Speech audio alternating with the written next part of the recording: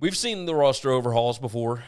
This is starting to look like the Purge Boulder edition. 18 kids entered the transfer portal on Monday. That included wide receiver Montana Lemonious-Craig, who was one of the stars of the spring game. And on Tuesday, defensive tackle Jalen Sami, or Sami, whatever you want to say, he entered the portal, along with several others. Max Olsen, he's got an article over at The Athletic about just how crazy the numbers really are. Colorado has now seen 51 scholarship players enter the portal since the end of last season. Like, the next closest P5 program had 29. And to put it into even more context, the Buffs had 83 scholarship players at the start of the 2022 season. Only 19 of them are still on the roster as of Tuesday, I believe. Sanders' quotes have been, well, interesting, to say the least. Like, after the sold-out spring game Saturday, he said, you all know that we're going to move on from some of the team members, and we're going to reload and get some kids that we really identify with. So this process is going to be quick, it's going to be fast, but we're going to get it done.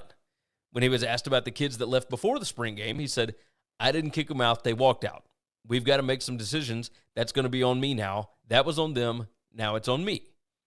So who really knows how many kids were asked to leave, how many left on their own, or even how many left that Coach Prime would have preferred to have stay? Like, he went on the Pat McAfee show and acted like he was surprised that the number was actually low, which is just insane. He talked about how this was his plan the whole time. And this is the truth, right? It's not like he didn't warn the players ahead of time.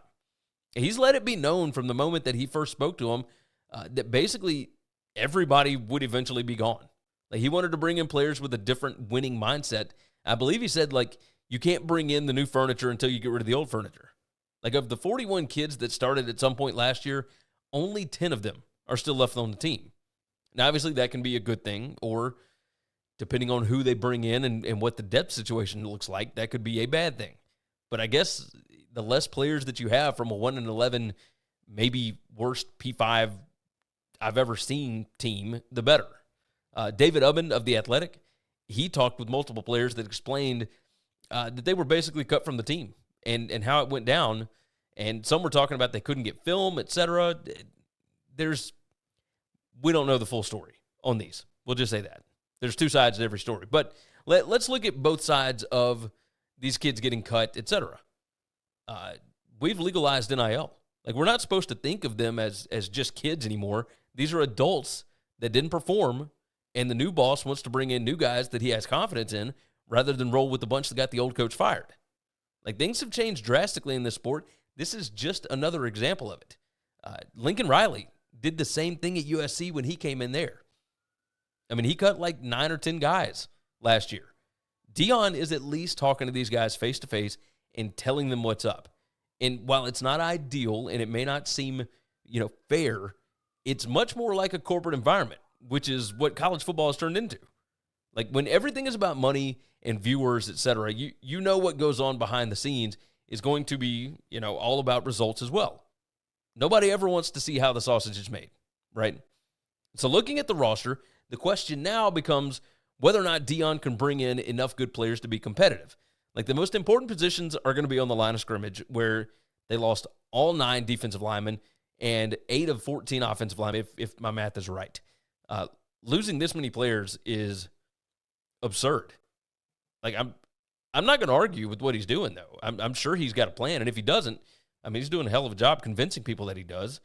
But yeah, there's absolutely hype around what Prime is doing, mainly because we've never seen anything like it. But trying to fill in the line of scrimmage with impact players, that does not seem likely to happen this late in the cycle. And people are starting to understand what all of it means, as Colorado's early win total that opened at 4.5, it's been bet down to 3.5 already. So while it may not necessarily work this year, it's a full reset that could certainly pay dividends going forward.